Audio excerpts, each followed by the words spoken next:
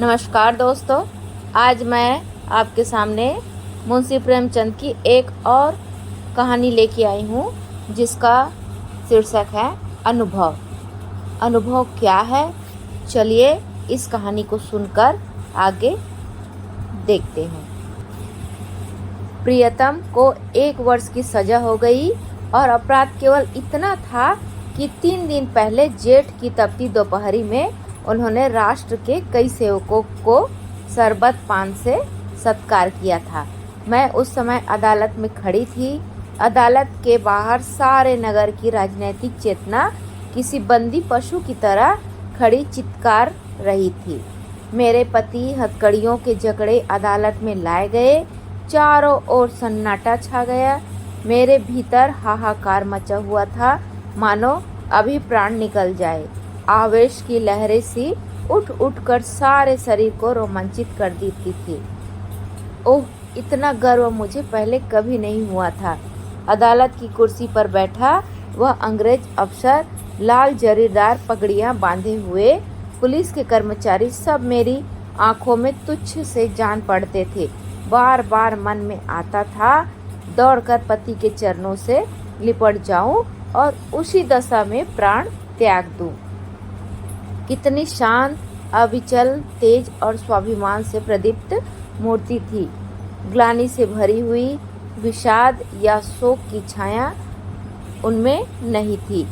नहीं, उन होठों पर एक स्फूर्ति से भरी हुई मनोहारिणी ओजस्वी मुस्कान थी। इस अपराध के लिए 1 वर्ष का कठिन कारावास, वाह रे न्याय, तेरी बलिहारी है। मैं ऐसे हजारों अपराध करने को तैयार थी। पति ने चलते समय एक बार मेरी तरफ देखा, कुछ मुस्कुराए, फिर उनकी मुद्रा कठोर हो गई। अदालत से लौटकर मैंने 5 रुपए की मिठाई मंगवाए और स्वयं सेवकों को बुलाकर खिलाया। फिर शाम के समय मैं पहली बार कांग्रेस के जलसे में शरीक ही न हुई बल्कि मंच पर जाकर बोली भी और सत्याग्रह की प्रतिज्ञा ले ली। मेरी आत्मा में इतनी शक्ति कहाँ से आई यह मैं नहीं कह सकती। मेरा सभी लुट जाने के बाद फिर किसकी शंका और किसका भय। विधाता का कठोर से कठोर आघात भी अब क्या क्या आहत कर सकता था। अगले दिन मैंने 2 तार भेजे, एक पिताजी को और दूसरा ससुर जी को। ससुर जी को पेंशन मिलती थी। पिताजी जंगल के महकमे में अच्छे पद पर थे। पूरा दिन गुजर गया लेकिन तार का जवाब नहीं मिला। दूसरे दिन भी कोई जवाब नहीं। तीसरे दिन दोनों महाशयों के पत्र आए। दोनों जामे से बाहर थे। ससुर जी ने लिखा, आशा थी कि तुम लोग बुढ़ापे में मेरी सेवा करोगे। तुमने उस आशा पर पानी फेर दिया। क्या अब चाहती हो मैं भिक्षा मांगूं? मैं सरकार से पेंशन पाता हूँ। तुम्हें आश्रय देकर मैं अपनी पेंशन से हाथ नहीं धो सकता। पिताजी के शब्द इतने कठोर नहीं थे, लेकिन भाव लगभग ऐसा ही था। इसी साल उनका प्रमोशन होने वाला था। वह मुझे बुलाएंगे तो संभव है प्रमोशन से वंचित होना पड़ेगा। हाँ, वह मेरी सहायता मौलिक रूप से करने को तैयार थे। मैंने दोनों पत्र को फाड़ कर फेंक दिया। फिर उन्होंने कोई पत्र ही नहीं लिखा। हाय स्वार्थ, तेरी माया कितनी प्रबल है। अपना ही पिता केवल स्वार्थ में बाधा पड़ने के भय से बेटी की तरफ से इतना निर्दय हो जाए। अपना खुद का ससुर अपनी बहू की ओर से इतना उदासीन हो जाए, देखने को पड़ी है। अब मैं अपने विषय में निश्चिंत थी, लेकिन अब यह नई चिंता सवार हुई। इस निर्जन घर में निराधार निराश्रय कैसे रहूंगी? लेकिन जाऊंगी कहाँ? अगर कोई मर्द होती तो कांग्रेस के आश्रम में चली जाती या कोई मजदूरी कर लेती। मेरे पैरों में तो नारीत्व की बेड़ियां पड़ी हुई थी। अपनी रक्षा की इतनी चिंता नहीं थी जितनी अपने नारीत्व की रक्षा की। तभी किसी की आहट पाकर मैंने नीचे देखा। 2 आदमी खड़े थे। मन में आया पूछूं, तुम कौन हो? यहाँ क्यों खड़े हो? लेकिन फिर ख्याल आया, मुझे यह पूछने का क्या हक? आम रास्ता है, जिसका जी चाहे खड़ा हो। लेकिन मुझे एक शंका हुई। उस शंका को किसी तरह से अपने दिल से न निकाल सकती थी। वह एक चिंगारी की भांति मेरे हृदय में समा गई थी।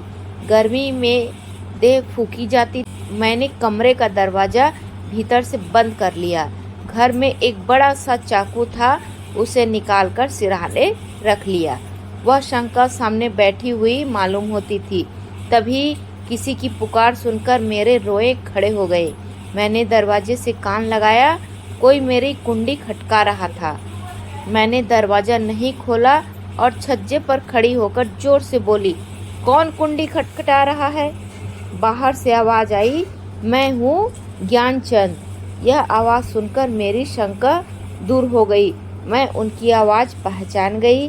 मैंने नीचे उतर कर देखा और दरवाज़ा खोला। ज्ञानचंद मेरे पति के गहरे दोस्त थे। उनके साथ एक स्त्री भी थी, वह मिसेज ज्ञानवती थी। मैं दोनों जनों को ऊपर ले आई।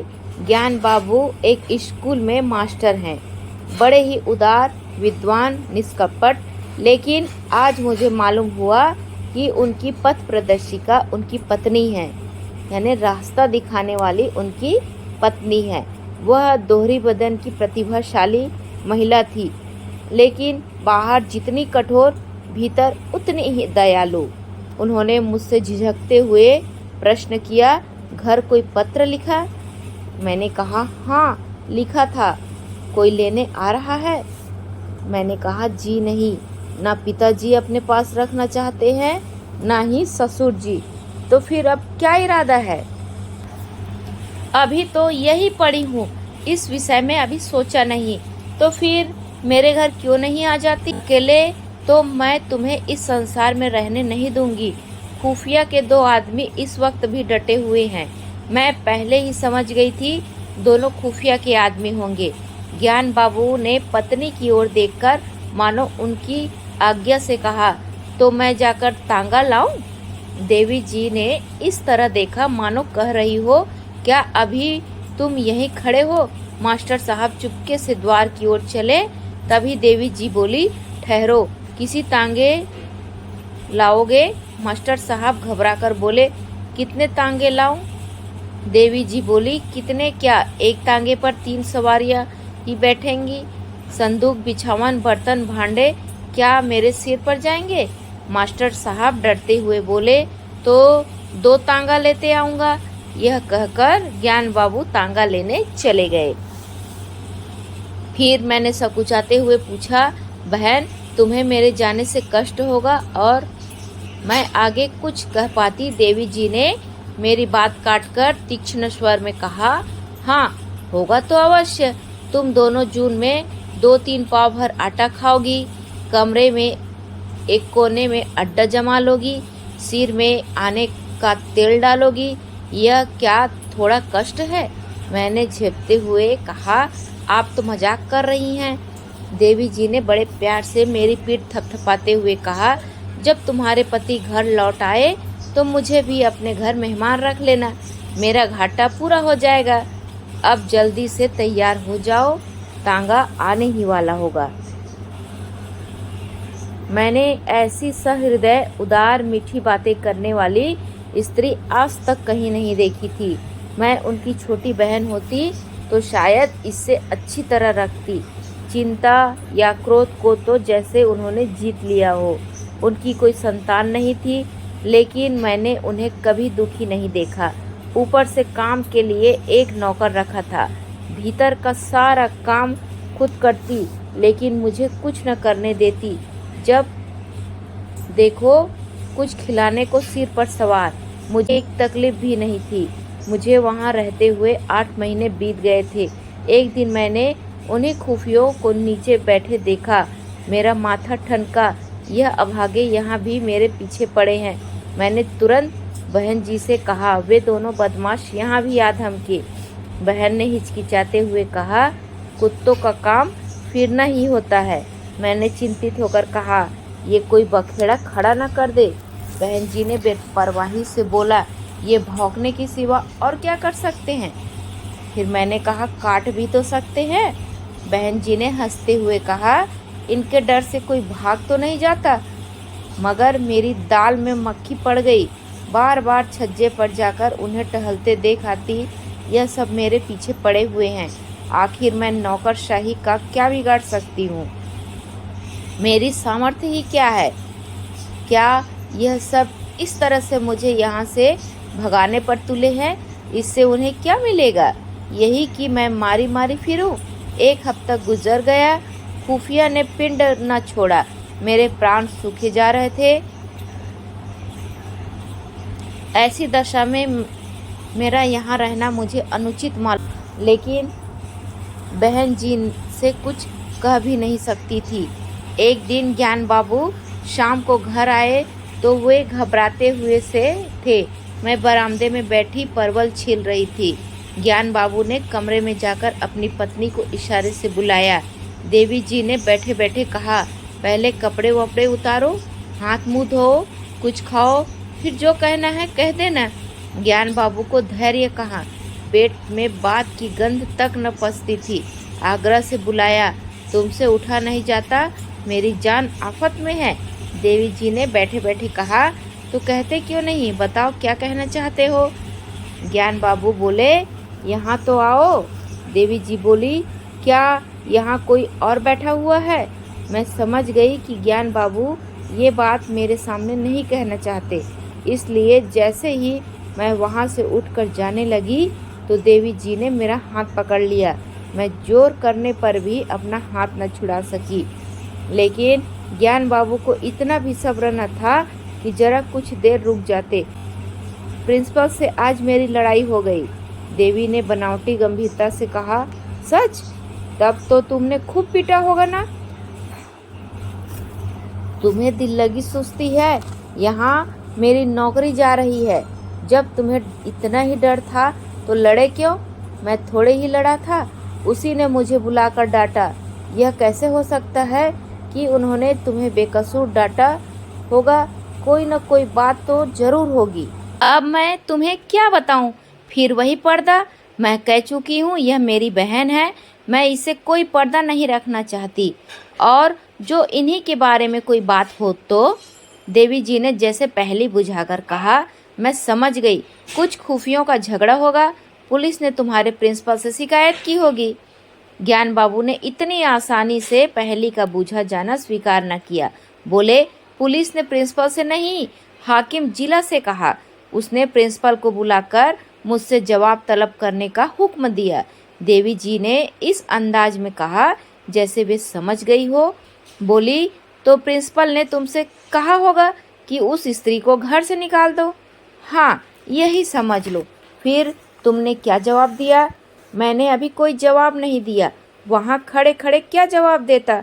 देवी जी ने उन्हें आड़े हाथों लिया। बोली, जिस प्रश्न का एक ही जवाब हो उसमें सोच विचार कैसा? ज्ञान बाबू सिटपिटाकर बोले, लेकिन कुछ सोचना तो जरूरी था। देवी जी की त्योरियां बदल गई। आज मैंने पहली बार उनका यह रूप देखा। बोली, तुम उस प्रिंसिपल से जाकर कह दो, मैं उसे किसी तरह नहीं छोड़ सकता, और न माने तो इस्तीफा दे दो। अभी जाओ, लौटकर हाथ मुंह धोना। मैंने रोककर कहा, बहन मेरे लिए। मैं आगे कुछ कह ही पाती। देवी जी ने मुझे डांटते हुए कहा, तू चुप रह, नहीं तो कान खींच लूंगी। तू क्यों बीच में कूदती है? रहेंगे तो साथ रहेंगे, मरेंगे तो साथ मरेंगे। फिर उन्होंने अपने पति से कहा, अब खड़े क्या सोच रहे हो? तुम्हें डर लगता हो तो मैं जाकर कह आऊं? ज्ञान बाबू ने खिसिया कर कहा, तो कल कह दूंगा। इस समय कहाँ होगा कौन जाने। रात भर मुझे नींद नहीं आई। बाप और ससुर जिसका मुंह नहीं देखना चाहते, उसका यह आदर, राह भी भिखारिन का यह सम्मान। देवी, तू सचमुच देवी है। दूसरे दिन जब ज्ञान बाबू चले तो देवी जी ने फिर उन्हें याद दिलाया, फैसला करके घर आना, यह न हो कि फिर सोचकर जवाब देने की जरूरत पड़े। ज्ञान बाबू के चले जाने के बाद मैंने कहा, बहन जी, तुम मेरे साथ बड़ा अन्याय कर रही हो। मैं यह कभी नहीं देख सकती कि मेरे कारण तुम्हें यह विपत्ति झेलनी पड़े। देवी जी ने हंसते हुए कहा, कह चुकी या और कुछ कहना है? मैंने कहा, इतना तो कह चुकी, लेकिन अभी बहुत कुछ कहूँगी। अच्छा, पहले यह बता, तेरे प्रियतम क्यों जेल गए? इसलिए कि स्वयंसेवकों का सत्कार किया था। स्वयंसेवक कौन है? यह हमारी सेना के वीर हैं जो हमारी लड़ाइयाँ लड़ रहे हैं। स्वयंसेवकों के भी तो बाल बच्चे होंगे, माँ बाप होंगे, वह भी तो कोई कारोबार करते होंगे, लेकिन देश की लड़ाई लड़ने के लिए उन्होंने सब कुछ त्याग दिया है। ऐसे वीरों का सम्मान करने के लिए जो आदमी जेल में डाल दिया जाए, उसकी पत्नी के दर्शनों से आत्मा पवित्र होती है। मैं तुझ पर एहसान नहीं कर रही हूँ, तू मुझ पर एहसान कर रही है। मैं इस दया सागर में डुबकियां खाने लगी। बोलती क्या? शाम को जब ज्ञान बाबू लौटे तो उनके चेहरे पर विजय का आनंद था। तब देवी जी ने पूछा, हार कर आए हो या जीत कर? ज्ञान बाबू ने अक्कड़ कर कहा, जीत कर आया हूँ। मैंने इस्तीफा दे दिया तो चक्कर में पड़ गए। उसी समय हाकिम जिला के पास गया। वहाँ न जाने मोटर में बैठकर दोनों में क्या बातें हुई। फिर लौटकर मुझसे बोला, आप पॉलिटिकल जलसों में तो नहीं जाते? मैंने कहा, कभी भूल कर भी नहीं। कांग्रेस के मेंबर तो नहीं है? मैंने कहा, मेंबर क्या, मेंबर का दोस्त भी नहीं। तब उन्होंने कहा, तो हमें आपसे कुछ नहीं कहना और आपका इस्तीफा वापस करता हूँ। यह सुनकर देवी जी ने मुझे गले से लगा लिया।